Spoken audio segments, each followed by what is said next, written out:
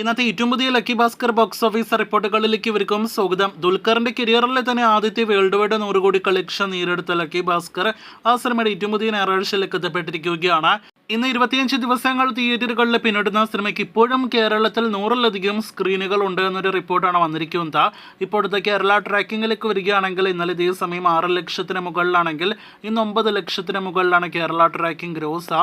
ഇന്ന് കേരളത്തിലാകെ 20 ലക്ഷത്തോളം ഗ്രോസ് പ്രതീക്ഷിക്കുന്ന സിനിമയുടെ ആകെ കേരള ഗ്രോസ് 21-22 കോടി റേഞ്ചിലാണ് നിലവിൽ 25 ദിവസത്തെ കളക്ഷനായിട്ട് പ്രതീക്ഷിക്കുന്നത്. ഇനി വേൾഡ് വൈഡ് എസ്റ്റിമേറ്റിലേക്ക് വരികയാണെങ്കിൽ സിനിമയുടെ അവസാന ഒഫീഷ്യൽ വേൾഡ് വൈഡ് കളക്ഷൻ വന്നത് കഴിഞ്ഞ തിങ്കളാഴ്ച കൂടിയായിരുന്നു. അത് പ്രകാരം അന്ന് സിനിമ 111 കോടി വേൾഡ് വൈഡ് കളക്ഷൻ ആയിരുന്നു നേടിയെടുത്തത്. ആ പോസ്റ്റർ പുറത്തു വന്ന് ഒരാഴ്ച കഴിയുന്ന ഈ ഒരു വേളയിൽ സിനിമയുടെ അടുത്തൊരു ഒഫീഷ്യൽ കളക്ഷൻ പോസ്റ്റർ നാളെ തിങ്കളാഴ്ച പ്രതീക്ഷിക്കുന്നു.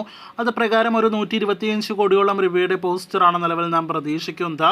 എന്തായാലും ആ ഒഫീഷ്യൽ കളക്ഷൻ പോസ്റ്റർ കാണുവാനായിട്ട് കാത്തിരിക്കാം.